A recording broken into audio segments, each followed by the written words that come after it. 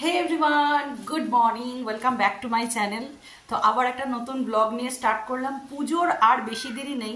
আমি এই কয়েকদিন যাবৎ ব্লগ একটু উল্টোপাল্টা হয়ে যাচ্ছে, মানে উল্টোপাল্টা হয়ে যাচ্ছে বলতে কি বলবো, মানে ঘর দোর পরিষ্কার করতে আমি বিশাল ব্যস্ত। সকালবেলাতেও এক ফালি মানে ঠাকুর ঘরটা কমপ্লিট করলাম। আমার থোবড়া দেখে বোঝাই যাচ্ছে যে আমার অবস্থা মানে কি শোচনীয় হয়ে আছে। এখন যাব হচ্ছে রান্নাঘর তো মোটামুটি কমপ্লিট হয়ে গেছে, মোটামুটি সব ঘরই আমার কমপ্লিট হয়ে গেছে, শুধু রান্নাঘরের চিমনিটা বাকি। তো চিমনি পরিষ্কার করার জন্য আমি একটা মিশোতে একটা চিমনি ক্লিনিং মানে ক্লিনার না ক্লিনজিং এরকম একটা ছিল, তো অর্ডার করেছিলাম। তো সেটার কালকে রাত্রেবেলা এসছে। এটা অর্ডার করেছি। তো এটার রিভিউ একদম সামনাসামনি দেখাবো। এটা খুব ভাইরাল হয়েছে, মানে ইউটিউবে অনেককেই দেখেছি আমি চিমনি ওইভাবে পরিষ্কার করতে। মানে কি বলুন তো, তারপিন তেল দিয়ে আর ওই কসবাইট আর ওই তারের যে ছোবড়া হয়, মানে ওই যে কড়াই মাজার যে তারের যে ছোবড়া, ওইগুলো দিয়ে ঘষতে ঘষতে হাতের ছাল চামড়া উঠে যায়, কিন্তু ওই চিমনির ওই পোড়া তেল ওঠে না। তো দেখি যদি এইটা কাজে লেগে যায়। মানে সবার রিভিউ দেখলাম মোটামুটি ভালোই হয়েছে। এটার দাম ওই নিয়েছে হচ্ছে 170 কি 190 এরকম। মিস্টার দাস নিয়েছে, মানে ও নিয়েছে। আমি বুক করেছিলাম হ্যাঁ 180, সরি 180, 190 না 170-90-এর মাঝখানেটাই ভুলে গেছি। 180 টাকা নিয়েছে।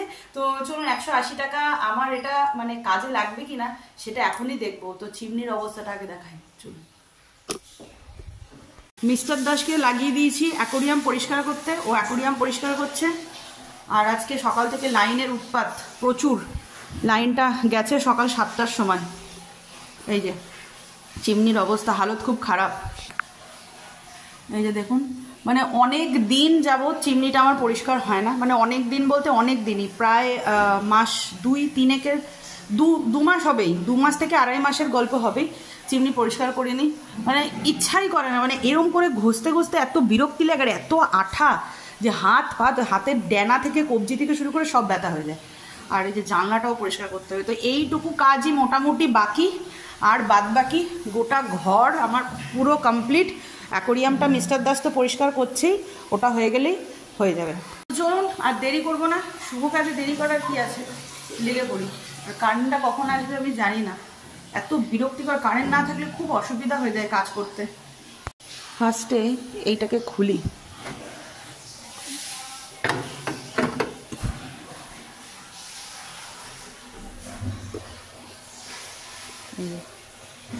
এটাকে একটা প্লাস্টিকের নিচে দিয়ে নেবো না, এই সিঙ্কটা নোংরা হবে।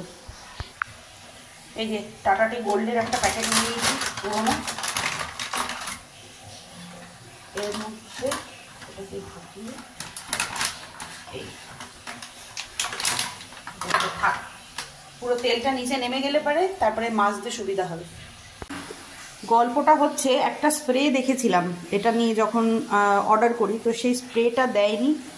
তো এমনি কাপড়ে করে নিয়ে এটাকে 10 মিনিট লাগিয়ে রাখতে হবে, থপ থপ থপ থপ করে 10 মিনিট লাগিয়ে রেখে তারপরে একটুখানি রগড়ালেই নাকি কমপ্লিট হয়ে যাবে। তো এই হচ্ছে আগের পরিবেশ, দেখে রাখুন আপনারা। এই লাস্ট পরিবেশটা কি হবে সেটা দেখাবো, ততক্ষণে ঘষে মেজে নিই।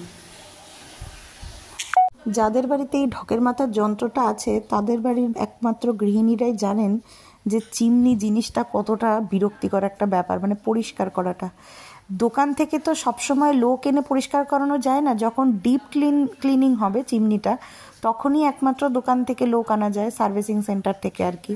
কিন্তু ওপরের তেল চিটটা মানে ওপরের যেটুকু মানে ঘরে পরিষ্কার করা যায় সেইটুকু পরিষ্কার করতে প্রত্যেকটা চিমনির গৃহিণীদের, মানে প্রত্যেকটা বাড়ির গৃহিণীদের আর কি, চিমনি পরিষ্কার করতে সিরিয়াসলি কালঘাম ছোটে। আমি নিজে করি, আমি জানি কি পরিমাণে যে হাতটা ব্যথা হয় সন্ধ্যের পরে, মানে রীতিমতন কাউকে দিয়ে টেপাতে হয় এই রকম। আর তেলটা মোটামুটি কার্যকর, মানে তারপিন তেলও যেরকম ঘষতে হচ্ছে এটাকেতেও সেই রকমই ঘষতে হচ্ছে। মানে ঘষা আপনাকে চালিয়ে যেতেই হবে, ঘষা না চালালে পারে উঠবে না। আমার ডেনা ব্যথা হয়ে গেছে, তাই মিস্টার দাসকে আমি রগড়াতে দিয়েছি। মিস্টার দাস এখন রগড়াচ্ছে। মা তুমি ডলবে? হ্যাঁ তুমি একটু রগড়াবে? না আমার হবে না, একটু রগড়িয়ে দাও। একটু রগড়িয়ে দাও। আমি এতক্ষণ বসে আছি, আমার হাত ব্যথা করে। কে বুঝতে পেরেছে? তোমাকে ওই থালা একটুখানি রগড়ায় বলে হয়ে গেছে, হয়ে গেছে। ও মা, তোমার হাতে জোর আছে তো ভালো। এই যে এই জায়গাটা আছে, এই যে এই যে এই যে এই জায়গাটা করো, এই যে এই যে এই যে খাঁচটাতে, এই যে এখানটাতে। ওই কি বলুন তো, সব কিছুই হচ্ছে রগড়ানোর উপরে ডিপেন্ড করে। 5 মিনিট না, আমি 10 মিনিট লাগিয়ে রেখেছিলাম, মানে ডলতে আমাকে হচ্ছে, আমার ডেনাটা ব্যথা হচ্ছেই। আমি ভাবলাম যে উঠে যাবে তাড়াতাড়ি, মানে দু ডলা দেবো উঠে যাবে, কিন্তু না, অনেকটাই সময় নিচ্ছে। এটাতে যদি মানে তারপিন তেল আর একটু দেরি করে, আর এটা আর একটু ফাস্ট, এই আর কি, আর কিছুই না। মানে দুটো একই, মানে টাইমটা একই লাগছে, শুধু মানে একটু এদিক ওদিক, 19 আর 20 এরকম একটা ডিফারেন্স, আর কিছু না, আর কিছুই না। মানে তারপিন তেল আমার ওর থেকে মনে হয় ভালো, 50 টাকায় পুষ্টিকর খাদ্য। এটা এতগুলো টাকা নিল, নিয়ে ঠিক আছে চলবে, মানে ওই সেই ঝাঁ চকচকে ব্যাপারটা এখন লাস্ট ফিনিশিংয়ে বোঝা যাবে যে ঝাঁ চকচকে হলো, মানে একদম নতুনের মতন হলো কিনা। কি বল? তো ফাইনালি আমার চিমনি ক্লিন করা কমপ্লিট। এই যে ওপরেরটা আর এই যে ভেতরেরটা পুরো ক্লিন হয়ে গেছে, একদম নতুনের মতন। এটা ভালো পরিষ্কার হয়েছে। এই যে কি অবস্থা। আচ্ছা, হ্যালো এভরিওয়ান, গুড ইভিনিং। তো ফাইনালি আমাদের সেই দিনটা চলে এলো, পুজোর মার্কেটিং। তো হঠাৎ করেই প্ল্যান হয়েছে, এখন সবাই মিলে আমরা যাচ্ছি হচ্ছে পুজোর মার্কেটিং করতে। ইয়ে অলিরানি রেডি হয়ে গেছে, নিচে সবাই মোটামুটি রেডি।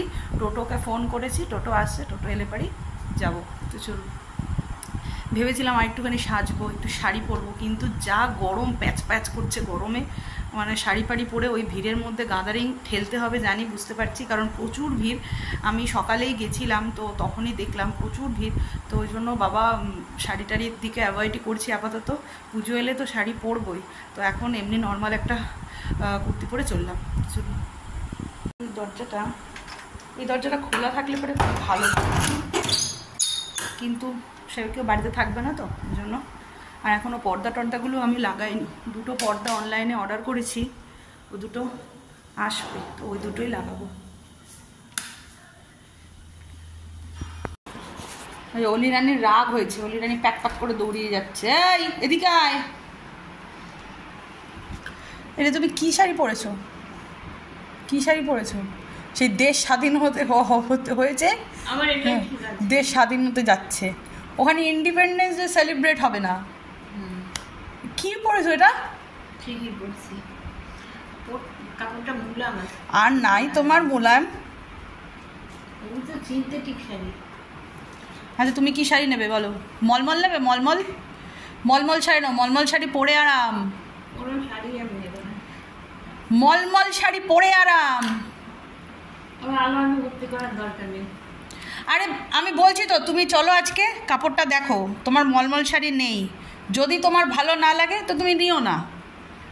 মলমল শাড়ির বেশি দাম না, মলমল শাড়িগুলো পরে আরাম, গরমের জন্য একদম পারফেক্ট। কত টাকা দাম? 5 টাকা দাম, 5 টাকা দাম, 5 টাকা। বাবারে কি অন্ধকার। চল, দুগ্গা দুগ্গা করে দোকানে এসেই মাথায় হাত, কত ভিড়, কোথায় বসবো, কি দেখবো কিছুই বুঝতে পারছি না। ভেবেছিলাম যে বাচ্চাদের সেকশনে ভিড়টা বেশি হবে, তো আগে শাড়িটা নিয়ে নিই, কিন্তু ভুল ডিসিশন নেওয়া হয়ে গেছে, শাড়িটা পরে ঢুকলেই ভালো হতো। মারাত্মক ভিড়। তো যাই হোক, একটা জায়গায় ঠাঁই পেয়েছি, পেয়ে শাড়ি দেখা তো শুরু করেছি, কিন্তু কী শাড়ি নেব। আর ফার্স্টে বলে দিই, দিদিভাইয়ের জন্য শাড়ি দেখছিলাম, কারণ আমার এখান থেকে শাড়ি নেওয়ার ইচ্ছে নেই, কারণ আমি অনলাইনেই অর্ডার দেবো, ওইখানেই ইচ্ছে আছে ওইখান থেকেই আসবে, কারণ আমার এই ঠেকনা মেরে বসে শাড়ি চয়েস করা আমার ভালো লাগে না। এরই মধ্যে মার জন্য নিতে গেছে, আর মার দেখুন অবস্থা, মা খুব মুডি, নিজের শাড়ি সিলেকশন খুব বেছে বেছে করে, মানে ছোট ছোট ফুল হবে, পাটটা সরু হবে, শাড়ির ভেতরের যে কি বলে খোল না কি বলে, মানে বাইনটা সেটা মোটা হবে, এবং অনেক রকমের ব্যাপার থাকে।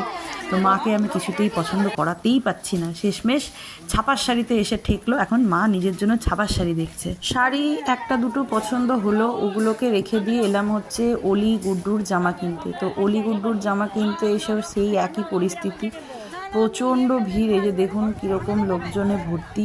তো আমাদেরকে বলেছে দেখানো হবে আর কি, আমাদেরকে বসে রেস্ট নিতে বলেছে, তো তাই আমরা রেস্ট নিচ্ছি।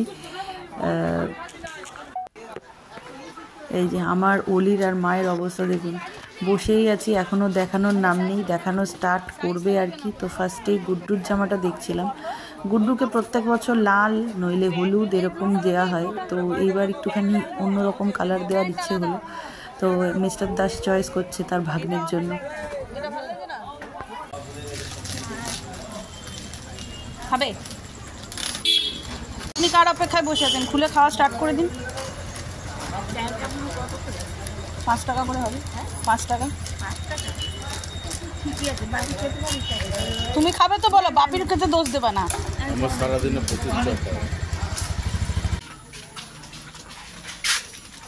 বাজার করতে করতে খিদে পেয়ে গেছে, চা খেলাম, এই যে এটা খেয়ে তারপরে জেন্টসের দোকানে ঢুকবো। কেন তোমার ভিড় লাগবে? এখানে যে ভিড় ঠেলে এলে আরও ভিড় লাগবে। আচ্ছা, এতক্ষণ তো আমাদের মেয়েদেরটা হলো, এরপর ছেলেদেরটা হবে। আর ছেলেদের জামা কাপড় আমি কিছু বুঝিও না, ওই মিস্টার দাসই পছন্দ করবে। আমি শুধু বসে বসে তাকিয়ে তাকিয়ে দেখবো আর মিস্টার দাসের ভিডিও শ্যুট করবো, সেই জন্য আমি এলাম এখানে।